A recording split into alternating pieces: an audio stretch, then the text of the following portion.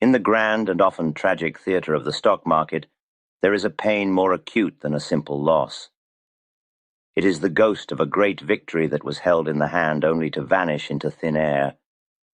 It is the experience familiar to nearly every speculator of watching a magnificent paper profit, the fruit of a correct and timely decision, wither and die on the vine, ultimately turning into a loss. This failure, not of analysis but of discipline, is one of the most common and soul-crushing experiences in Wall Street. The speculator asks himself, his account diminished and his confidence shattered, how did I let a winner become a loser? The answer lies in the absence of a single crucial tool, a mechanical, unemotional, and ruthlessly efficient rule for protecting what is already yours. Jesse Livermore understood this problem with the clarity of a man who had paid for his education with millions of dollars. He knew that letting a profit run was only half of the equation.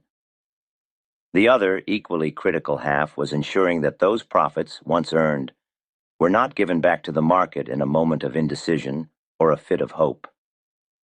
He searched not only his own vast experience, but also the methods of other successful operators for a solution. He sought a trick, a method so simple and so powerful that it could mechanically protect a speculator from his own worst enemy, the emotional desire to hold on too long. He found the perfect embodiment of this principle in the story of a professional gambler named Pat Hearne.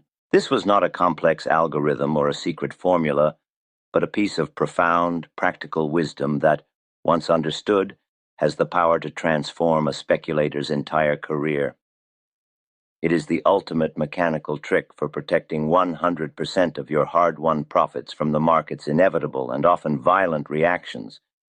It is a rule that replaces fear, hope, and guesswork with the cold, infallible logic of simple arithmetic. It is the one-point stop-loss rule, a masterclass in the art of making profits permanent. For those who are committed to a deeper, more methodical study of the principles that governed Livermore's legendary career, the essential text remains Edwin Lefebvre's 1923 masterpiece, Reminiscences of a Stock Operator. It is a book that transcends time, offering profound insights into the unchanging nature of markets and men. We highly recommend the edition that features a unique, detailed, chapter-by-chapter analysis by Max Davidson, an interpretation specifically designed to translate this century-old wisdom for the modern reader, making its lessons more powerful and accessible than ever before. A link to this essential edition has been provided for you in the description below. The story of Pat Hearne, as recounted in Reminiscences, is the story of a man who approached the market not as a hopeful amateur, but as a cold, calculating professional gambler. He was not looking for long shots or trying to predict the top of a move. He was looking for sure money, for a system that would allow him to extract a consistent living from the market's fluctuations. His method was a perfect marriage of aggressive pyramiding and ruthlessly defensive money management. His offensive strategy was simple. He would buy 100 shares of an active stock. If and only if that stock went up by 1% would he buy another 100 shares. On another point's advance, another 100. He would continue this process, adding to his line on a rising scale, always and only reinforcing a position that the market had already proven to be correct. He was building a pyramid on a foundation of success, his largest commitments made only when he was already substantially in profit. But it was his defensive strategy that contained the true genius, the mechanical trick that made his method so powerful. With every new purchase, with every new layer he added to his pyramid, he would immediately place a stop-loss order exactly 1 point below the price of that last purchase. This was not a mental stop. It was a hard, physical order on his broker's book. It was an unbreakable, non-negotiable rule. Consider the simple, beautiful mechanics of this. Imagine he buys his first 100 shares at $50, his second at $51, his third at $52, his fourth at $53. He now has a substantial position, but his stop-loss is not placed below his original entry at $50. It is placed at $52, exactly 1 point below his last purchase price of $53. As the stock continued to rise, he would simply move his stop up with it, always keeping it anchored just 1 point below his most recent addition to the line. The result of this system is a fortress of protection around the speculator's profits. The risk is surgically and precisely contained. At any given moment, the only capital truly at risk is the small 1 point margin on his very last purchase. All the profits from the earlier lower-priced purchases are locked in, shielded by the trailing stop. A sudden, sharp reaction in the market, the kind that so often wipes out the gains of the undisciplined trader, could not touch him. A 1% reaction would trigger his stop and he would be taken out of his position. But the beauty of the system is that he would be taken out with the vast majority of his profits intact. The small 1 point loss on his final lot was an insignificant price to pay for the preservation of the much larger gains he had accumulated from the very beginning of the move. He had found a way to let his profits run, while making it mathematically impossible for them to run away. The journey of a speculator is often a solitary one, marked by the intense pressure of making high-stakes decisions alone. It is easy to lose perspective, to be swayed by the noise of the crowd, or to falter in your discipline after a series of setbacks. This is why we created this channel, to serve as a constant source of these timeless principles, a place you can return to, not just to learn, but to recalibrate your mindset. If you are committed to the path of a professional speculator, subscribe to our channel and return to these lessons. They are here to provide not just knowledge, but reinforcement and perspective when you need it most. Furthermore, we recognize that the wisdom of the markets is not confined to a single individual. The history of speculation is rich with masters who, while sharing Livermore's core respect for risk, developed their own unique styles. From the mechanical box theory of Nicholas Darvas, to the volume spread analysis of Richard Wyckoff, to the turtle trading system of Richard Dennis, from the deep value principles of Peter Lynch, to the pioneering trend analysis of Charles Dow and the modern psychological insights of Ed Seykota, there is a pantheon of genius to study. To explore this rich history, we have launched a new channel dedicated to the diverse strategies of the world's greatest traders and investors. If you wish to broaden your understanding, the link to this new channel is in the description below. The true power of the 1-point stop-loss rule, however, is not just mathematical but psychological. It is a system designed to completely remove the speculator's greatest enemy, his own emotional indecision, from the most critical part of the trade, the exit. For the average trader, the decision to sell a winning position is an agonizing one. His mind is a battlefield of greed and fear. Greed whispers to him to hold on for just a little more, that the top is still far away. Fear screams at him to sell now, that the profit is about to vanish. He is paralyzed, caught between these two powerful, conflicting emotions. Pat Hearne's rule eliminates this internal conflict entirely. The decision to sell is no longer a matter of opinion, feeling, or guesswork. It is a mechanical certainty.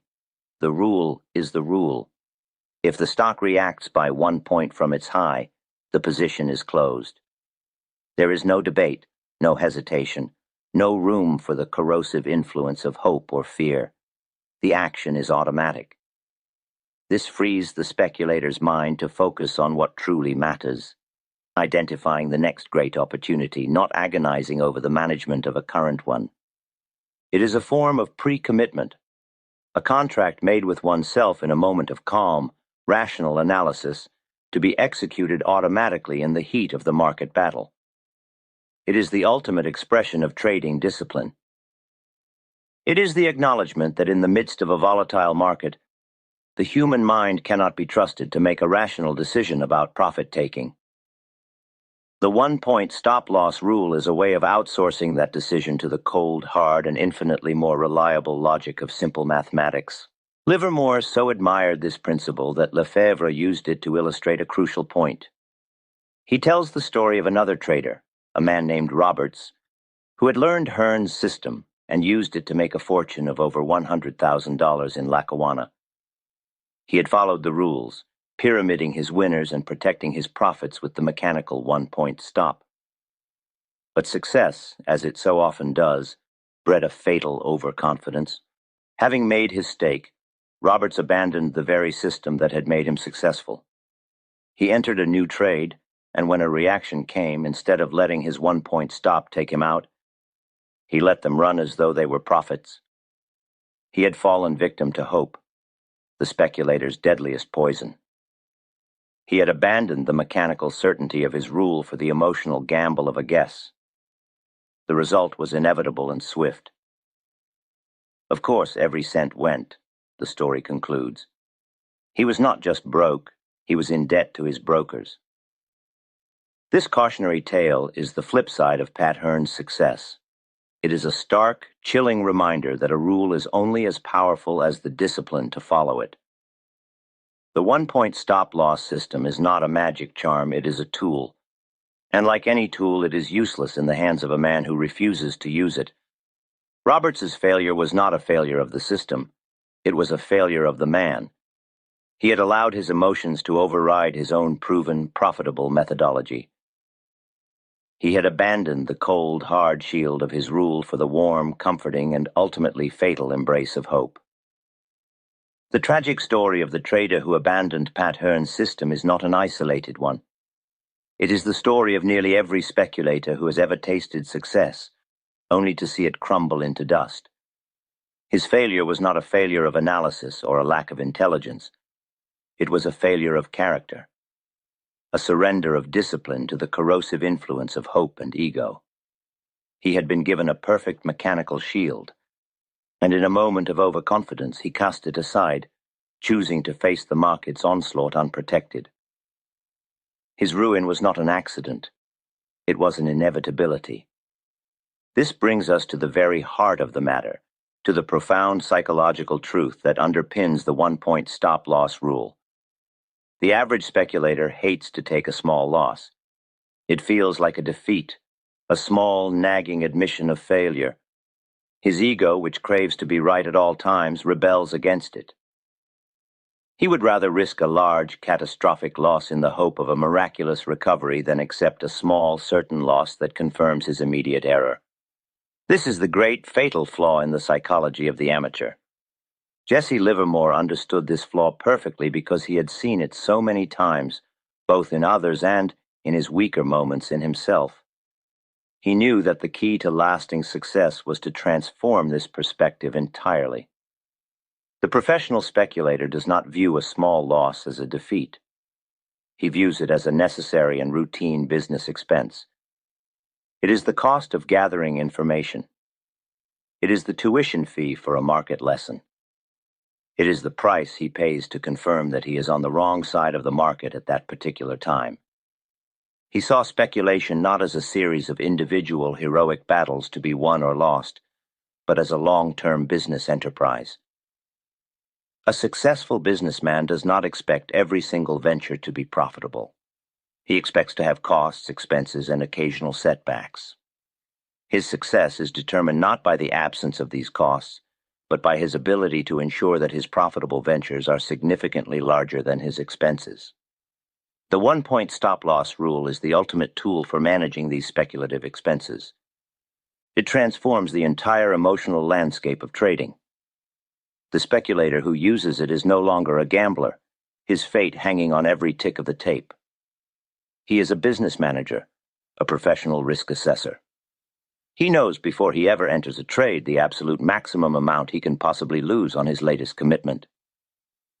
That knowledge is a source of immense psychological power.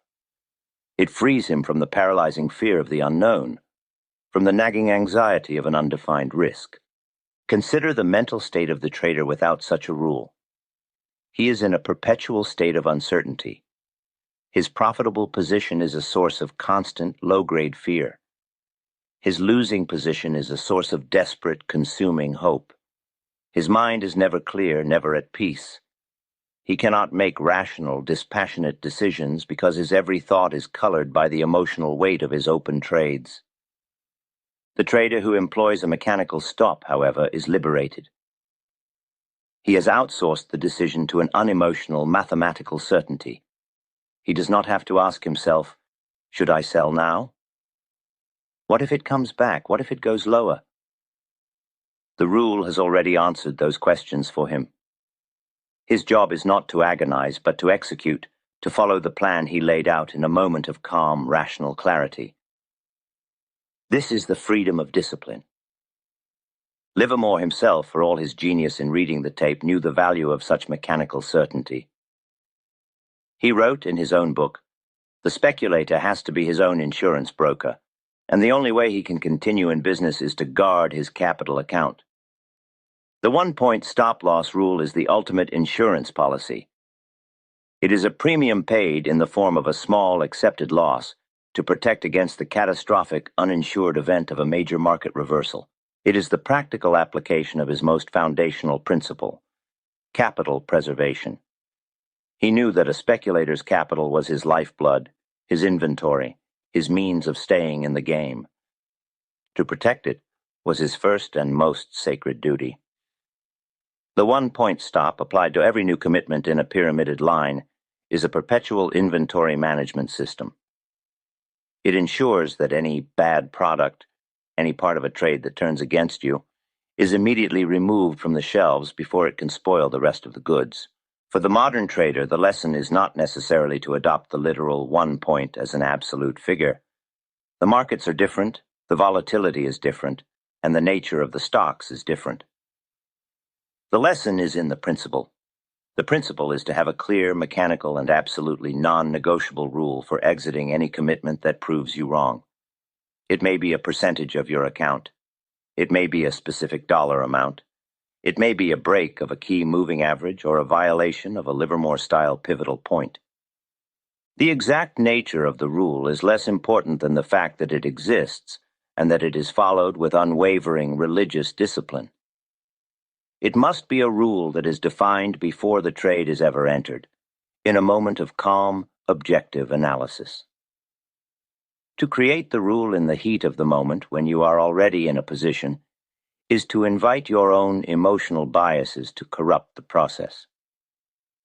This is the great dividing line between the professional and the amateur. The amateur operates on impulse, on hope, on fear. He makes his decisions on the fly, his strategy shifting with every tick of the tape.